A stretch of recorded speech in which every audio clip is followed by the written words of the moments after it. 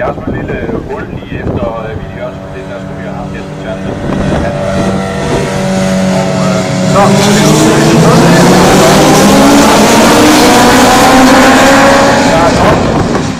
Og så lad os så se, hvad der sker her. Vi har et første kollision desværre her mellem start nummer 44, Kenneth Jensen, og en af de andre kører. Den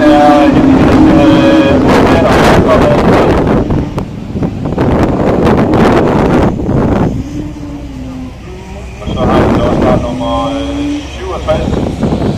Det er en af vildbrødrene holdene. Bare med en defekt bil, der er låst i gearne.